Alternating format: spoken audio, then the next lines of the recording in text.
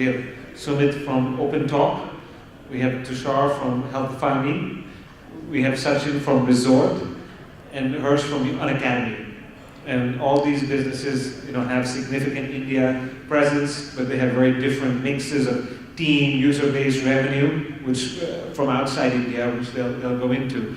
And I think it's very interesting the approaches everyone has taken to get to where they've gotten to, and they have very different visions of where they want to be in terms of India business versus a global business. And so I'll let them go into that a bit. Sumit, why don't you just start with a quick introduction of the company, and we can skip the video then. My name is Sumit. I run OpenTalk. OpenTalk is an application to talk to new people around the world. So there are products like WhatsApp, Facebook, LinkedIn, which allows you to talk to people you know very well, you already are in touch with. OpenTalk essentially is built on the premise that the world is a lot bigger than your phone book or your contacts. So we are building a platform which allows people to have conversations, voice conversations with new people around the world. And the question comes why. So there are primarily two reasons people are using OpenTalk for. First is they are practicing language. They are everybody around the world, other than 4 countries, which is US, UK, Canada, Australia, do not speak English as a native language. They are trying to become a better speaker. And the second is they are trying to make new friends. So users from 135 countries are using OpenTalk. Every day, 130,000 minutes of conversations happen on OpenTalk. I can keep on talking. I think I will let Tushar take it. Thanks. Hey guys, I run Healthify Me. We're India's largest health app, and we're increasingly becoming global. We've got about 10 million users today. 80% or 85% of them are in India. 15% are outside India. The outside India piece is largely Indian expats, which we launched about a year ago, and more recently we've launched in Southeast Asia, where we've quickly become Malaysia's #1 app, and now we are growing in Singapore rapidly. We allow people to track their nutrition, steps, water, fitness, lifestyle in the app as a free user, and we allow people to connect with nutritionists and trainers online, along with connecting with our AI nutritionist called Ria, that helps you engage and reach towards your goals and objectives. We're doing close to $10 million in revenues, and we've raised about $25 million in equity capital. Thanks. Hi guys, I'm Sachin from Resort. We basically take the stress out of your vacation, and people think stress and vacation don't go together, but if you search stress and vacation, you'll find hundreds and hundreds and hundreds of articles, and even WebMD actually has a dedicated section on that, how to cope with stress of vacation. And sometimes we think about why, right? And when you start planning a vacation, you start realizing every person who's going on a vacation has a different need, different requirement. Everybody wants to do something different. So how do you build a plan which can be customized across everybody's different needs and the intent of the vacation? And the best tool till date used for planning your vacation is a notepad. And in today's digital world, I think that's like we're talking about 30 years behind, right? A generation behind. So that's what Resort does. We basically help you plan and build your vacation end to end, and then we help you execute it. We are with you as a service on the vacation with you, solving your problems and making it actually really what a vacation should be, an enjoyable and a memorable experience. Relatively new to all of my fellow panelists here. We just launched 8 months ago. We are primarily focused on US as a demand market. Of course, destinations are global. People can go anywhere they want, and we help with that. Growing at a decent speed, about 25-30% month over month. But as I said, relatively new spectrum. Can't throw a million user numbers, but happy. Thanks. Hirsch? Hi, it's Himesh, actually. It's Himesh from Unacademy. We are basically India's largest learning platform. What we do is we enable educators throughout India, and now we are actually going global. We enable these educators to create educational content really easily. We have sort of invested in tools. We've made it really easy for them to create educational content, and because of that, a lot of educators who never even thought of coming online and starting to teach online are doing so.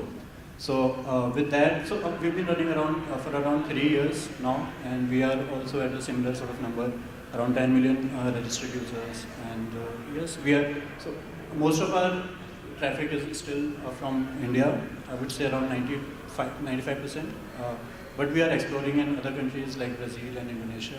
Still in very early stages, but yeah, very excited about it. Great, thank you. I just wanted to ask Sumit the first question just about how, when you were thinking about monetization, what did you expect to see in terms of, global users versus Indian users, and how has that panned out to date? So we have around 50% of our users are from India and 50% are long tail, right? We have 6% from Egypt, 4% from Bangladesh, so we have users from Latin America, Eastern Europe, Northern Africa, Middle East, Southeast Asia, Indian subcontinent. And mostly developing countries. We have not been able to find good traction from developed countries. But if you look at GDP, PPP, right, kind of ratio, India is not in the top list, right? So we were expecting that when we start the revenue, we just started around 3 weeks back. We were expecting a lot more revenue to come from users from outside India, right? So 50% users from India, we were expecting 70% revenue will come from outside India, and by the other way around. So around, from the current revenue base we're talking about, 70 to 75% of the revenue is coming from Indian users.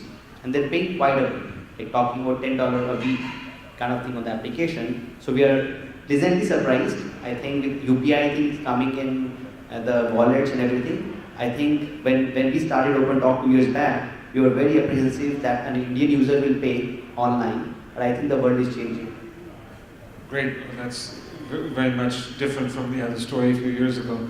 Tushar, I'd love to get a sense of how you decided where do you go outside India? I think, you started the business in India, focus was India, and now you're in several countries. How did you decide which country to focus on after India and prioritize that? So, jokingly, I called a friend and asked him to ask some MBA students to do a task. Just kidding, we were sort of discussing how his analysis came out to be the same as mine, which was Malaysia as an interesting launch point. To be honest, Southeast Asia and Middle East were kind of the obvious choices for us because the adjacency in time zones and the fact that they're mostly a single direct flight away, just less than 4 hours, and you can go and set local operations up very easily. And the macroeconomic movements were also very favorable for these geographies.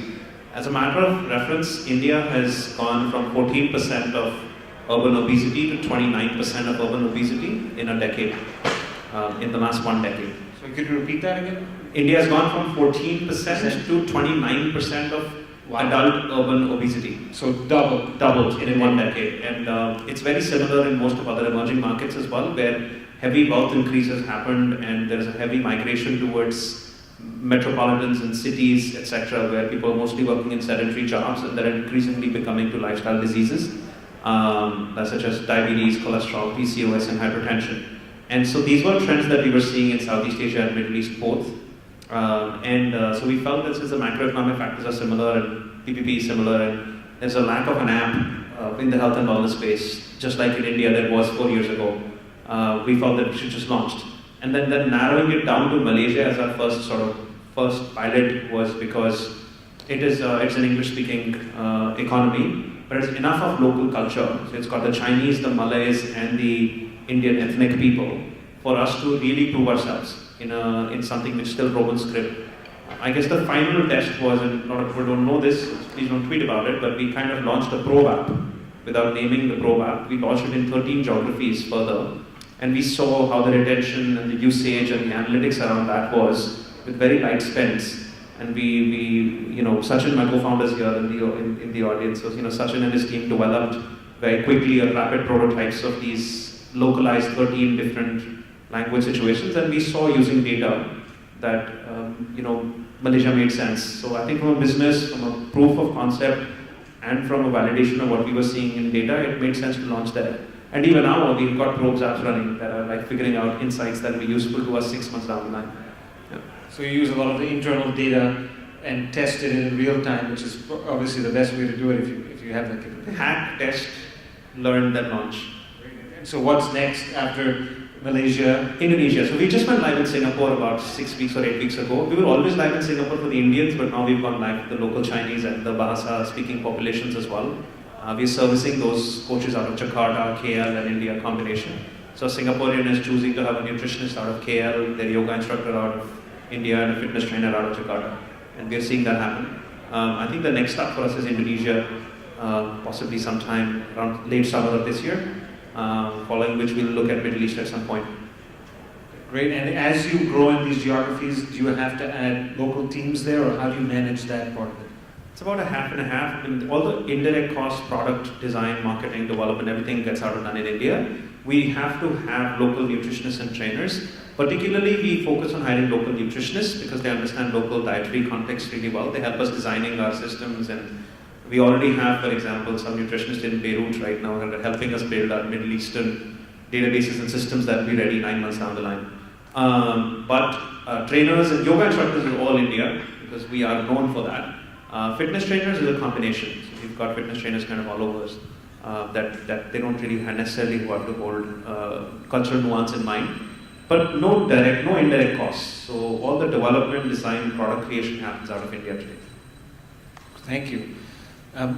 Sachin, your business is quite different, I think, from the others in the sense that both you and your co-founders are based outside India, but your team is here. Can you talk a little bit about how you guys made that decision and some of the challenges you faced as an Indian business trying to sell and how you address that?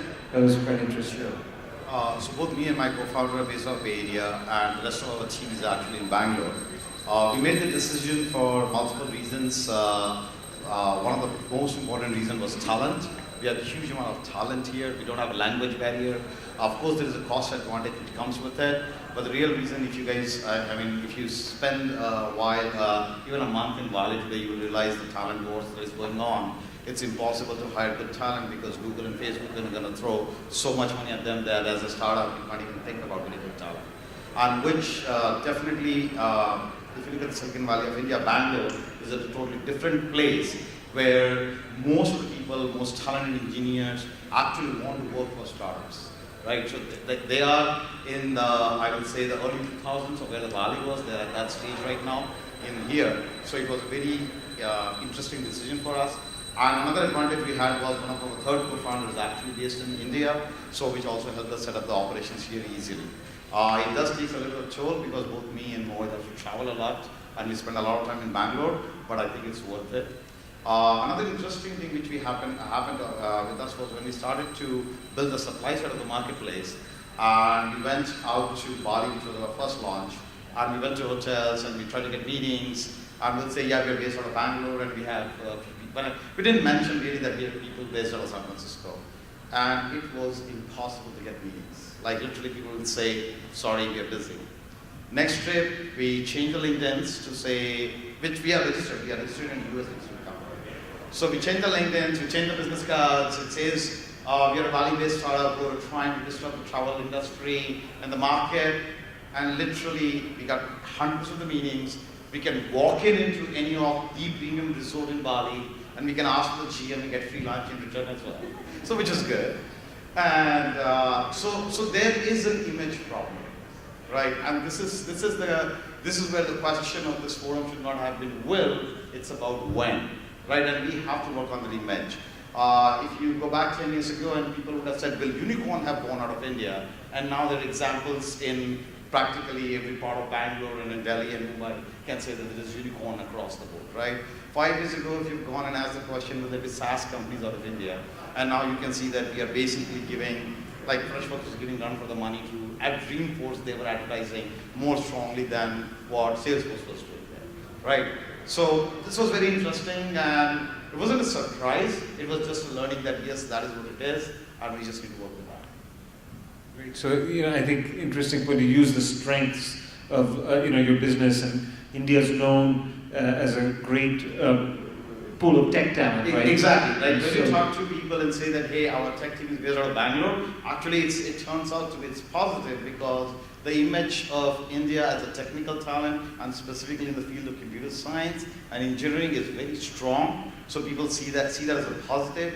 And as soon as they also think, okay, your operational costs are going to be lower because you're based out of Bangalore, great. And it's an advantage. So we should be, as a business, we should take advantage of whatever is there for us. And we should not shy away from, we should not hide behind saying, hey, this is an image problem, I can't solve this. Hey, make those changes, okay? If we don't do that, then it will never happen. So at some point, you have to take the first step. So make the first step, build those companies, and everything else will follow. Great.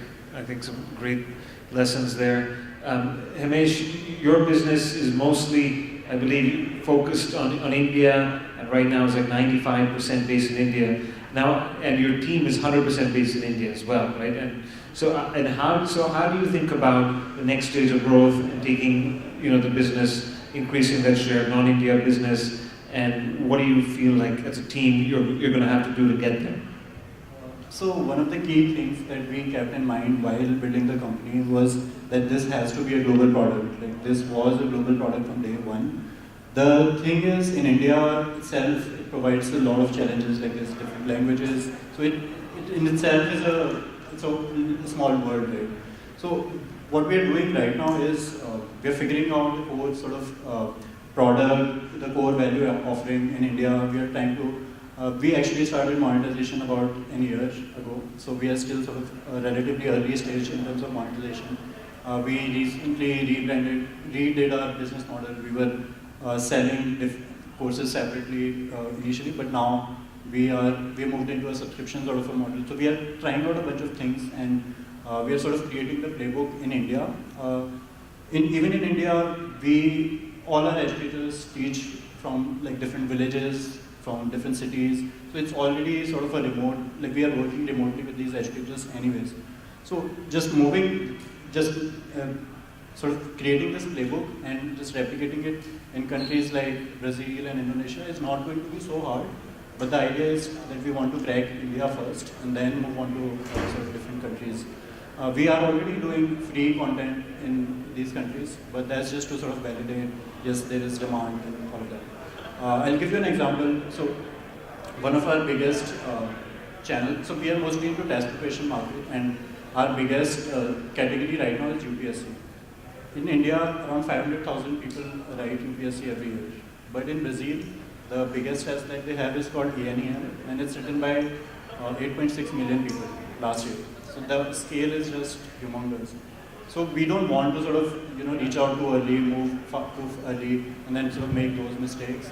We want to sort of make sure that we have the right playbook and then sort of move ahead. That is Great. And as you've gone, like how did you pick Brazil and Indonesia as markets? Did that happen organically?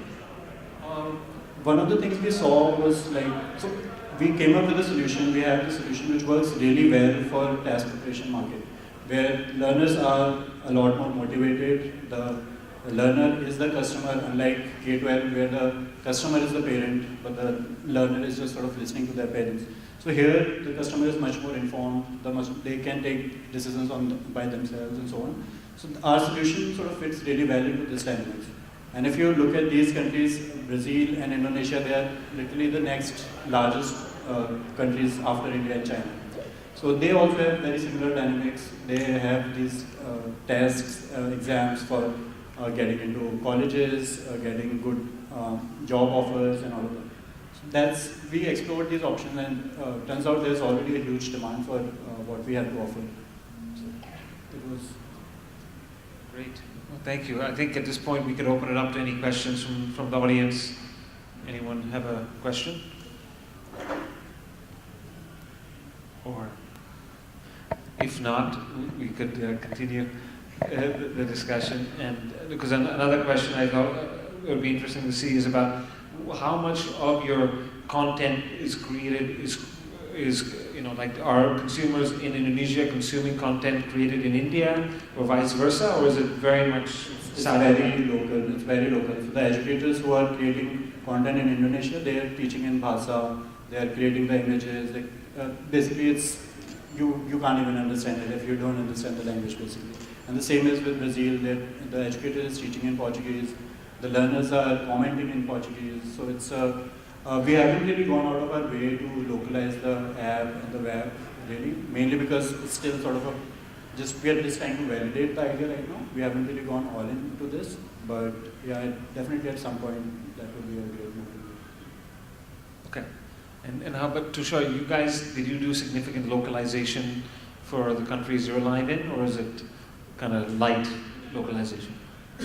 I met my own alma mater's Penn's fund endowment or Penn fund the other day, and we had a very interesting chat. So he was talking about how the earth is flat is going in like the next 2.0 kind of revelation across companies, because the top, I said definitely the top 1% of each geography behaves exactly the same. I'm in India wearing Allbirds shoes, which are available otherwise in New York right now.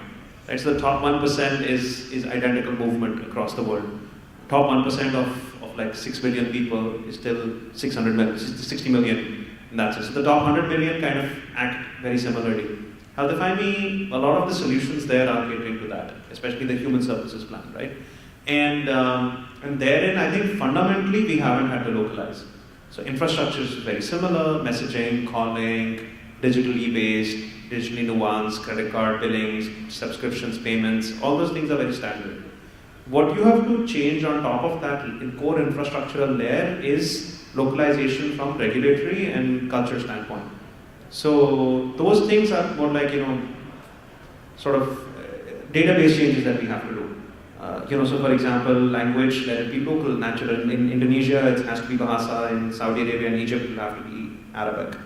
But the foods in core, for example, protein, fat, carbs, fibers doesn't change, whether it's falafel or it's naan roti. But the name changes, which is again a database entry change. We've had to hire local nutritionists and trainers, fair.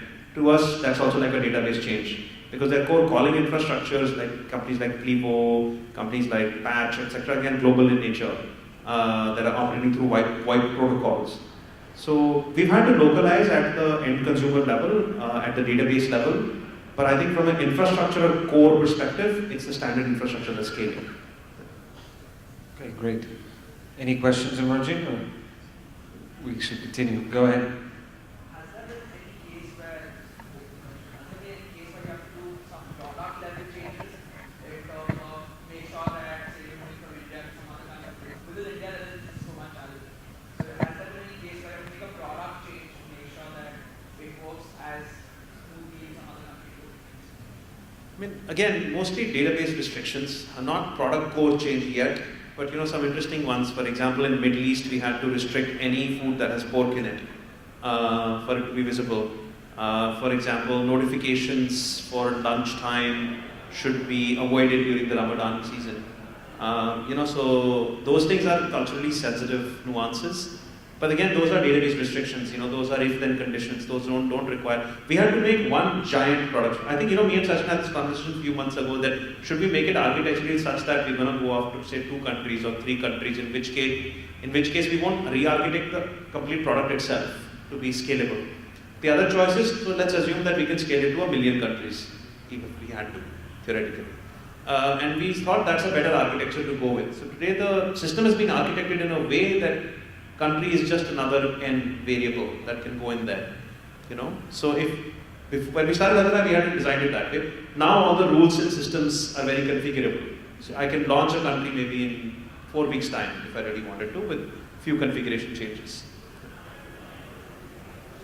But others will have different views here. So for us, global was not a strategy, it was a product. Day one we said OpenTalk will have users from all over the world. That's the whole point of talking right openly, and we from the day one we were kind of language aware platform, because like when 2 users talk, they have to at least have one language in common, right? We actually did one experiment when we tried entering into Japan. We actually enabled the app in Japanese, so we have the full architecture, which actually we can turn our application any language because we have that thing ready, right? But then we actually went back and we realized that the problem in the world is not about that people cannot read English. In fact, in Japan, the English is taught from 4th class, but they are taught English in Japanese. It's like we are taught English in Hindi, right, or something like that. So the problem is not about reading English, though they are more comfortable in reading Japanese, but the problem is about speaking. So that's the reason we've not really done any kind of modification. And as Tushar said, from day one we said that we are not going to customize for any country till the time. Like there are regulations, for example, China. Still OpenTalk works in China. Only iPhone users are able to use this. Android, we are not on Android, like Xiaomi store and stuff like that. So we have kind of trying to find the LCD kind of thing, these common denominator, that these are the things which work everywhere. Let's go and solve these problems first. If these problems are not good enough, then you have to go and customize. But I think in that case, none of the country will become so rewarding for you to make those changes, at least at a higher level. After that, when you were talking about $100 million revenue from one country, I will shift my base and go to that country. Great. Any other questions? I have a question, Vishal, this for you. How much of India market you will capture first before mentioning other countries? That's a good question. And I still remember one of my very early investors had once mentioned that you should be the clear dominant leader before you look at outside. I think we kept that as a restriction on us. So in the health app space, finally we were at about, I think, 15% or 20% of the entire health app download category in India before we started to look outside. Outside, I think one of them, I don't know if it's Google or Samsung's inbuilt native app, Healthify Me is the second largest, and by almost an order of magnitude than the rest of the apps that you see, Indian apps that you see out here. So we were well ahead of the curve and growing quite fast before we decided to go outside. I think if we had a strong competitor in the digital space who we were fighting the battles here, I don't think it would have been wise to open up another front. So we've had the luxury and the privilege to do it because we've been the early innovators in this space by far, and I think we've been the leaders also. So that's why. Wonderful, and we are happy to partner with you and Sumanta from Patch. Oh, great! So we're working with you as part of our global expansions as well. I believe you and Clevo are two people that we are using, and we're very happy with the services. Thank you.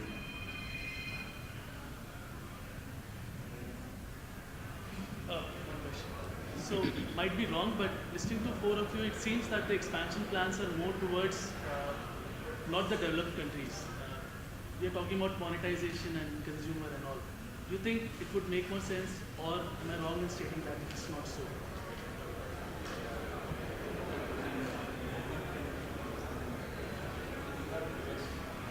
So, if you look at our strategy at Resort, we actually started with US as the first market. So, in our strategy, the developing markets are actually a little bit below on the radar. And that just happens to be the function of the product and the business we're trying to build. We are focused on an upskill segment, and average ASP, average vacation booked on our site today ranges $3,000 and above, right? And I'm not trying to say that people in developing countries are not spending more than $3,000 on their vacation. It's just it's a numbers game at the end of the day, right? Where you want to focus. So the product is global; it works everywhere. But at the end of the day, we wanted to see where the market is bigger and where we can start first. So US was our first market focus from that perspective. I think you raise an interesting question that we also discussed is, play to your strengths. And I think products developed in India might be a lot more relevant to users in other countries that have, adjacencies and similarities in user behavior as well. And so we may, in India, like an app like Healthify Me might have a huge advantage, over like the US comparable in a market like Malaysia, for example, which that might be much lower than their priority list. And so if you can focus on it, you could kill like a category leader from US or Europe in many geographies, right? Because what's the global comparable in the US? You have a few. Yeah, I think it's about user centricity. So I think if you are a very product first app, you kind of build around your users, right? And I think user nuances, culture, norms, ethos are fundamentally different in emerging markets than in developed nations. Users are more forgiving in emerging markets. Users are more willing to talk on phone, more willing to do assisted servicing. There are some common denominators in emerging markets that are still sort of similar. So, one, for example, a small nuance that when we launched in Singapore, we faced is people simply don't want to talk as much. People want to message more.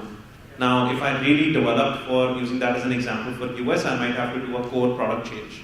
Somebody asked about core product change, right? So I might have to make it a more messaging first product instead of a calling first product, where my friend from Patch would be very upset then.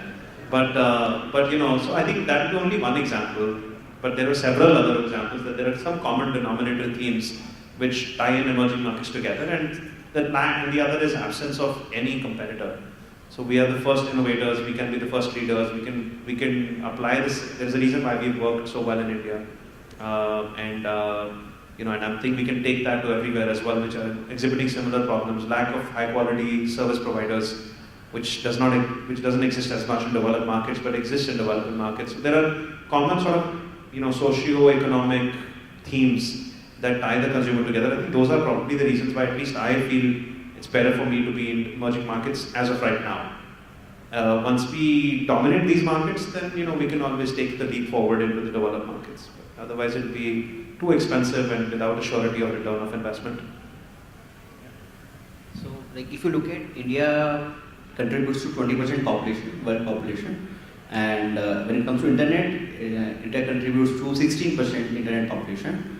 But that is not it. The 2/3 of the world actually behaves like India. 2/3 of the world. So we talk about US, we talk about China. Developed countries, obviously, the monetization is much higher. But if you talk about number of people, the significant part of the world which behaves like India. If you look at the Facebook user base, for example, the top 10 countries for Facebook is US is the first, and UK is 10th, and then 8 countries in between are India, Bangladesh, Indonesia, Brazil, Vietnam, Philippines, Turkey, Thailand. Right? So the thing is that where is the lead, and how do you make sure that you build in India, build for the world? You can probably try shooting for the star and try cracking developed countries. Frankly speaking, I was super interested in cracking US. I spent a month for OpenTalk, but I just came barehanded. I was sure that I have to spend a lot more effort in making OpenTalk work in US. I can probably crack 5 countries with that effort. So I think to answer your question, it is going to be a lot tougher. But if you crack India-like countries, I think developed countries are going to pick it, or probably will be big enough for you to do code customizations for these countries.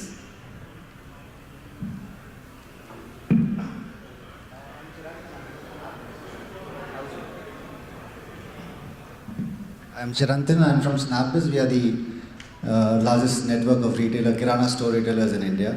And we're getting some traction from other emerging markets. So my question to the panel is, we're wondering what are the parameters we choose and in what order of priority? Is it purely market size as the desk research?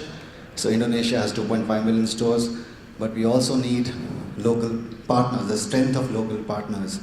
If those were the only 2 parameters, and if there are more, in what order of priority would you think in making a choice for a new market? I think we discussed that a little bit before. Maybe you missed part of that, but I think it depends by company and what your focus is, right? And it's obviously maybe Tushar's focus would be based on the obesity index in that country and how that's changing would be a key metric for him to look at. And I think now, obviously, being in 2019, probably 5 years ago, you may have looked at mobile internet penetration as an important metric, whereas now you could take that more as a core fundamental. So I think it varies based on the time period and the type of user base and company. I don't know if anyone has anything else to add. Or even travel time, as you said, because you as a management team and founders, your bandwidth is limited. So if you're gonna be in a country that's 20 hours flying time from you, that's a huge disadvantage probably, rather than a place that's 4 hours flight in the same time zone where you can operate more easily. I think the only thing I would add is, obviously in a consumer company, you can do a ton of macroeconomic analysis today, right? All the data is available. Population, by how many population are on Facebook, in what age group, what is their obesity index, what are they speaking. You can also look lateral indices. For example, you can look at search engine volumes. How are they enhancing search engine volumes in English, search engine volumes in local languages. You can do a full McKinsey report on this equivalent on your own self or with somebody in your team. We did that. But then the one last thing I would say is go there. That's, I think just go spend time. I spent about 2 weeks in Southeast Asia, about a week in Middle East, and I just sort of knew where I have to go. So when you spend time there, meet the local partners. If you think about Indonesia, I would go meet Gojek and the right people there, within the investor ecosystem or otherwise, find a way to get lots of meetings and I went and I sat in like fitness centers and weight loss clinics. I went and I hung out at malls. I tried to speak to people, and that touch and feel, eventually your brain will figure it out. And who has better beaches, right? Sorry? Who has better beaches and better food? Of course. So, he went to Bali. I was like, I know why you went to Bali, Yeah. We're going to get more free food from customers, that's right. Any other questions? I think we're pretty much out of time now, so we'll wrap it up. And thanks for the great insights. Hopefully it helps all the entrepreneurs in the room and investors who are looking at the space. So thank you for